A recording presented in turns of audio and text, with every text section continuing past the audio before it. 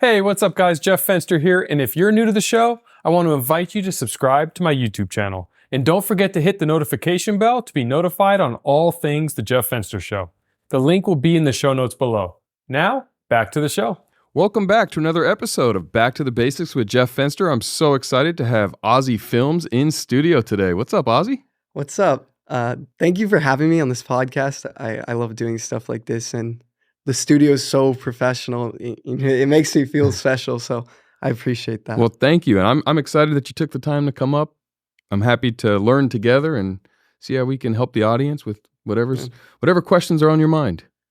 Yeah. So I find your idea of relationship capital very interesting. Could you briefly sum that up? Because then I have a follow-up question. Yeah, of course. So when you think of money and you think of a bank account, we always think money in a bank account. The more money I have in my bank account, the more wealthy I am. Mm-hmm.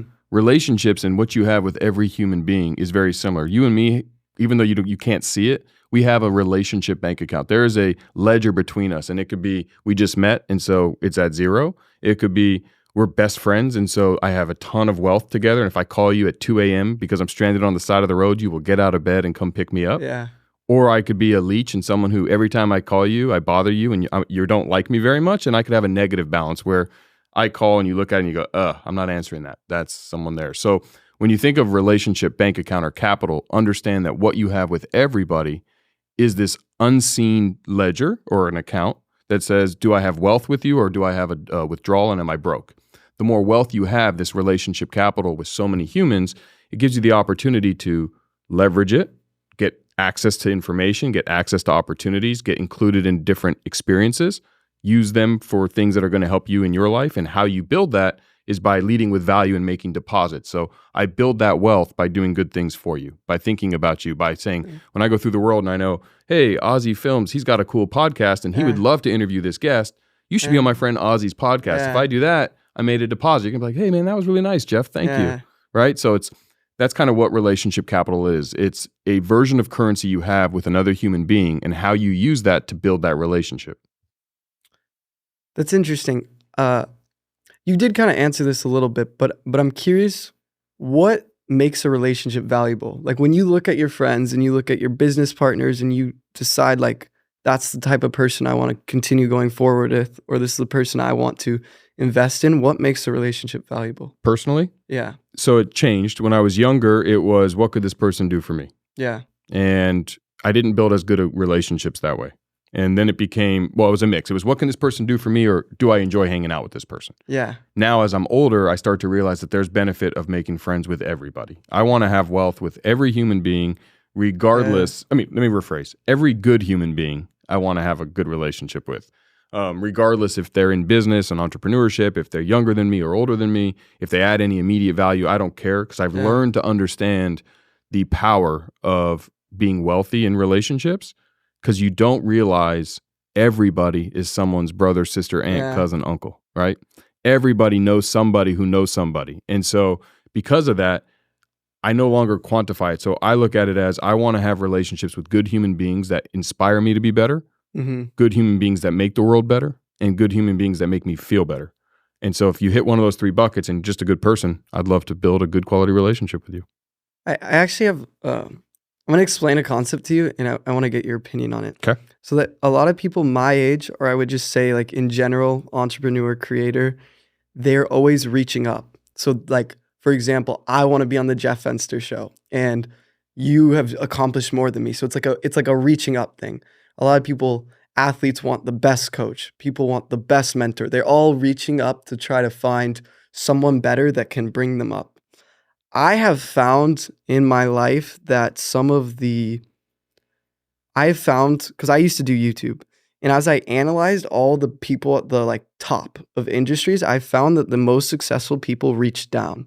So I'll give you an example. It's like, let's take Logan Paul. He's probably like the top YouTuber.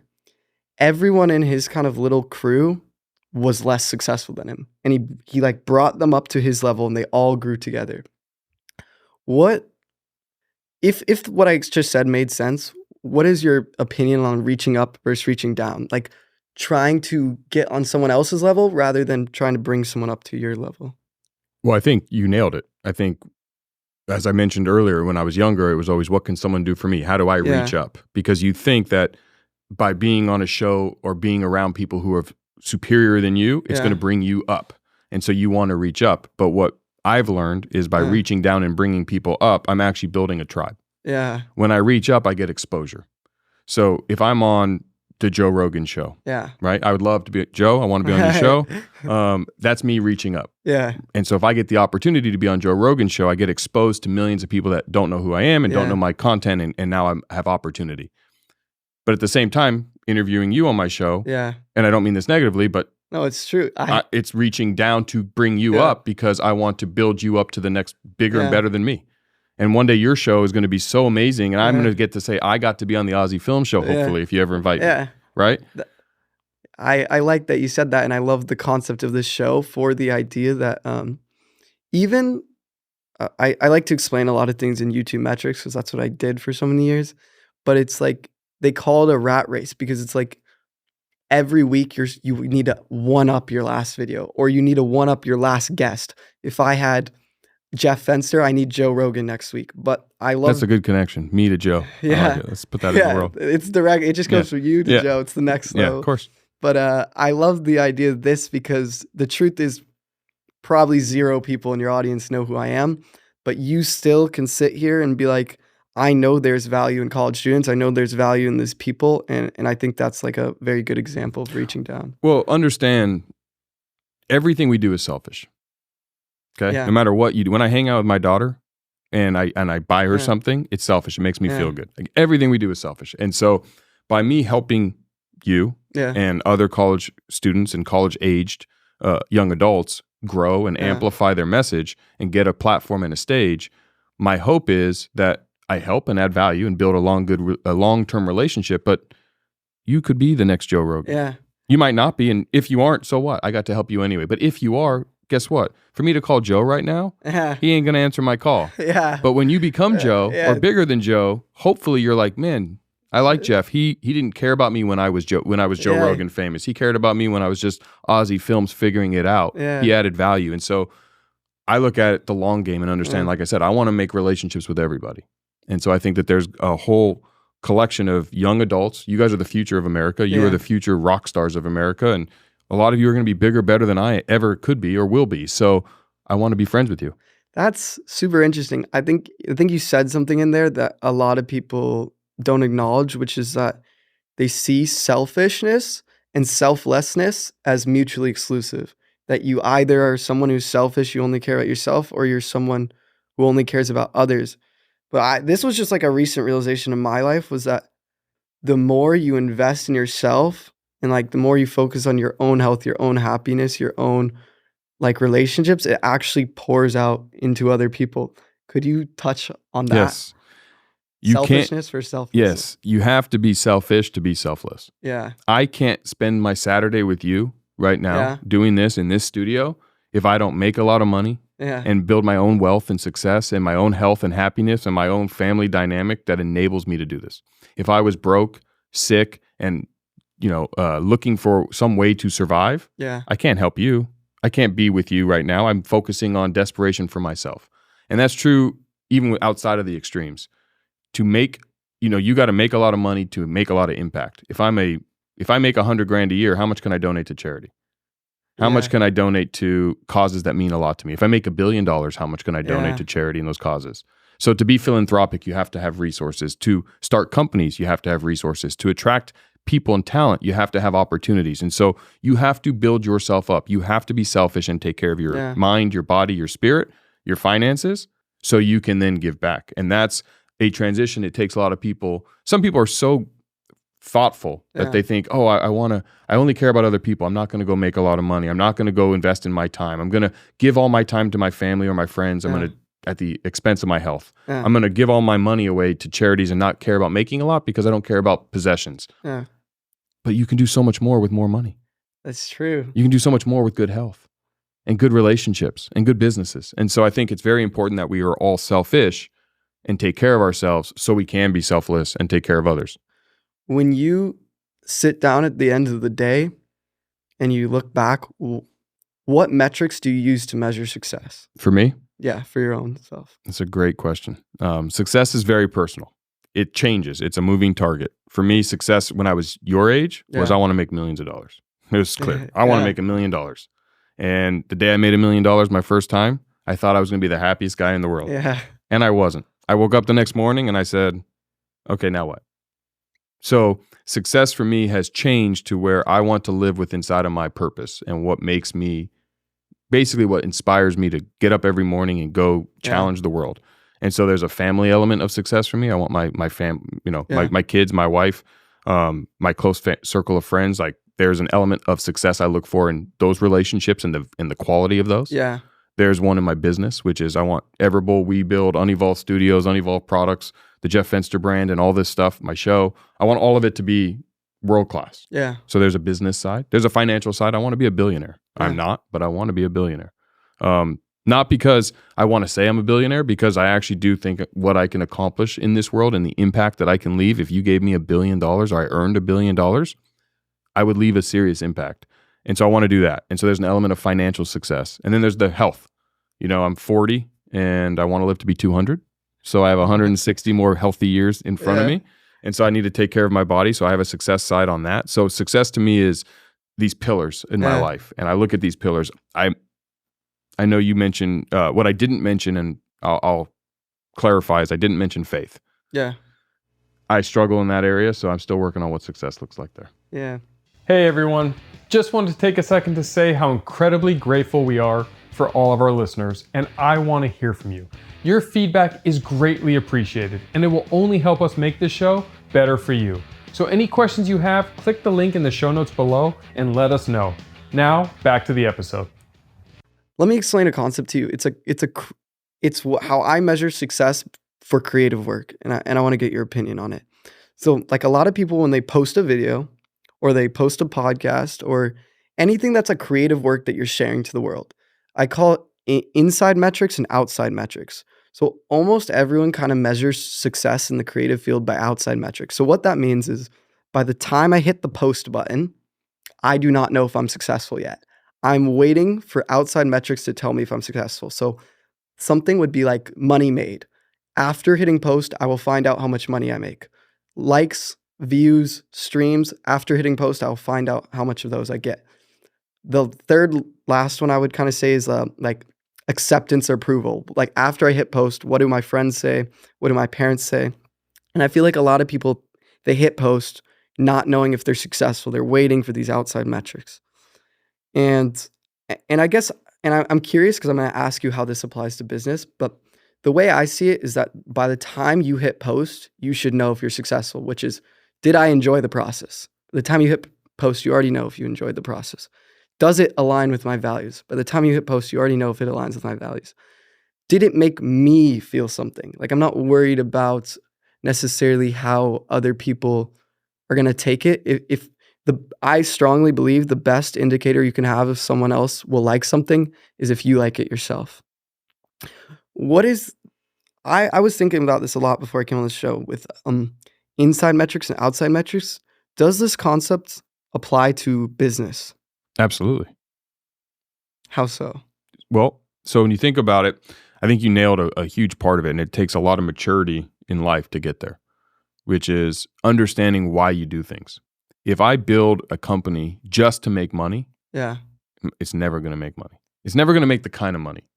Everbowl is a passion project. I didn't need to make money with Everbowl. I was spending my own money. I was already successful financially. It was a passion project. So I could lean into what mattered to me, what filled my cup.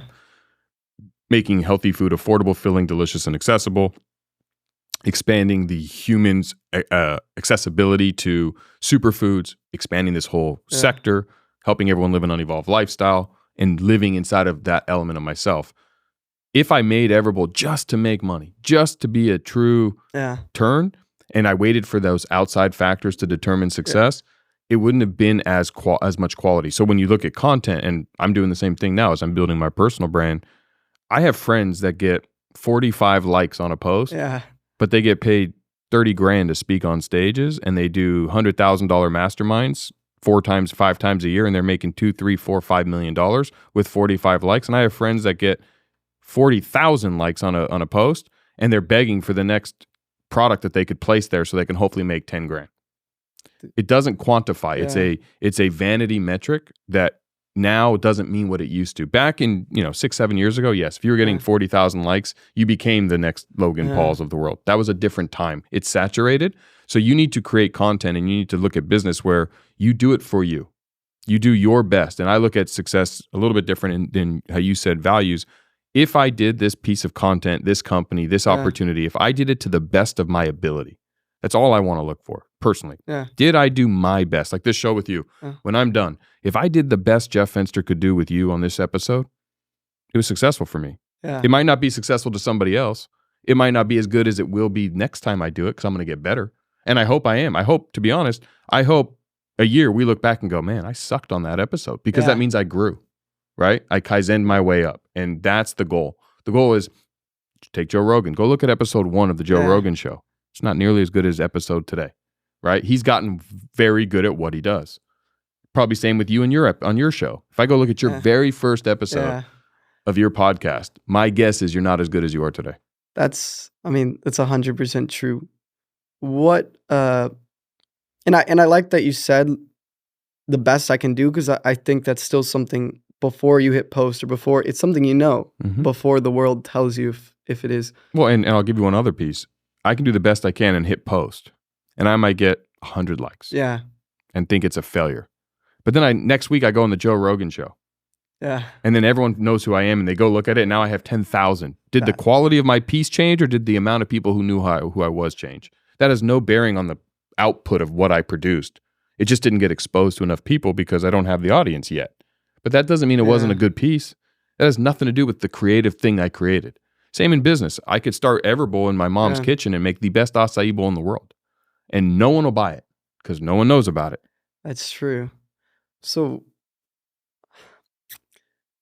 you were talking about like looking back on this, and you're saying, I hope in a year or whatever, I'll look back on this and see all the flaws, see ways I can improve.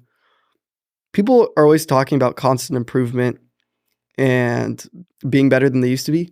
Do you have a process of reviewing your day or reviewing your business or reviewing, and what does that process look like? Yes. So one of my success formulas, personally, one of my core values is Kaizen. Get 1% better every day. Yeah. So I always reflect on my day every single day. Journal or? No, it's reflection, just in my head. I go back through my day and go, what are some areas that I want to improve tomorrow? Yeah. So was I short with my kids? Yeah. Did I let some outside stresses affect me in work or personal relationships? Did I make a mistake investing today? Did I make a mistake with my employees today? On the show, man, I forgot to ask Auzi this, or I forgot to get Auzi. I didn't feel like I was tired and I didn't produce what I should have. Or, man, I really thought that I did really good on this. If I just do this on every other episode, it'll keep getting better. So I look at my day and I say, what is one little thing I can do better tomorrow? So one example, I'll just give you a workout ones are easiest because they're so small in duration. But I learned a new method for a certain way to lift one for my back. I was working out a couple of days ago, and some guy was doing something on a piece of equipment, and I was like, oh, that's cool. He showed me something. So I implemented it this morning when I worked out. I was like, oh, that's cool. So I implemented it. So that's a little 1% better in my workout, right? For today, for the podcast, we're here, and we're doing these, and this is, I don't know, episode 7 or 10 or whatever it is in the Back to the Basics. And I looked back at how we were doing on the other ones, and my goal now is to connect with you a little bit better, right? And not make it so, because the first couple, you don't know how these are going to go, right? So now I'm a little bit better. So it's like, I want to make sure we connect. I want to make sure that when we leave here, outside of what we do in front of the camera, that we continue to expand on the relationship, because that's what I'm hoping to get out of this. I saw a clip of you talking about this idea that when you do business with someone, it's not a one-time thing. And I thought this was very interesting. You don't win that transaction and leave. How do you, especially when you have so many different businesses and you have this life's motto of investing in everyone, how can you follow up on so many relationships? I can't always follow up on all of them, but I want to. And I want to make sure that I'm accessible more so to the point of, it goes back to your up and down. Yeah. I'm not going to be able to call you once a week and say, hey, Auzi, like, what's going on? Unless we had some business dealing or some family, but I don't do that with some of my good close friends. Yeah. because life gets in the way, right? Like you have to give your attention to what needs it. And as you get married and have kids, your amount of free time goes down. So I look at it very systematically and say, okay, by building these olive branches with people, as many as I can, as I go through life, I just keep people in the forefront. So I know that you have your own show. I'm going to, we talked a little bit before, and I know you want to migrate more to full-time podcaster. So if I can go through the world and I'm like, hey, who does Auzi want on his show? And then I'm interviewing someone great, and I know that that's someone that would be a huge win for you. I might just hit you a message and say, hey, Auzi, I got somebody for you. That would be awesome. Right? And that's a little touch like that, even once or twice a year, and we're going to maintain our relationship. And then hopefully you return that back to me and you say, hey, Jeff, I saw an Everbowl when I was visiting someone in Mansfield, Ohio. That's really cool. And you didn't do anything for me other than just let me know you were thinking of me, right? A little touch. So I do this one exercise on Fridays. Yeah. I usually on Fridays will send 3 to 5 text messages to a friend or an acquaintance that I want to build a relationship with that I haven't talked to in a while. So I just that's awesome. Look at my phone and go, I haven't talked to Auzi in 4 months. Hey, Auzi, just wanted to say what's up, dude. How's life? That's it. A simple touch. And that just keeps the human nature going. That. I love that. When a lot of entrepreneurs, and I've seen you talk about this, is the idea of being busy versus productive. And I think a lot of people my age, myself very much included, struggle with figuring out what work is busy and what work is productive. Yep. Do you have any insight on how to decide what work's actually moving the needle? Well, it depends what you're doing.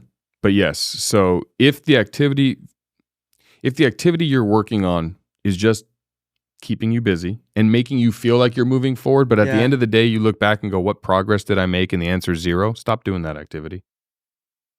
We like to feel like we are being productive, and we like to do things that we like to do. Usually what we need to do are the things we don't like to do.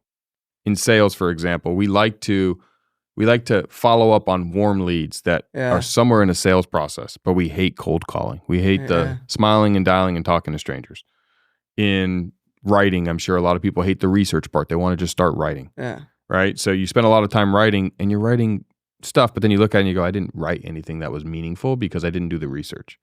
So you got to spend your time being productive. And so, yes, how you should look at it is, at the end of the day, did that activity move me closer towards my goal? If the answer was no, cut the activity. It was just a waste of time.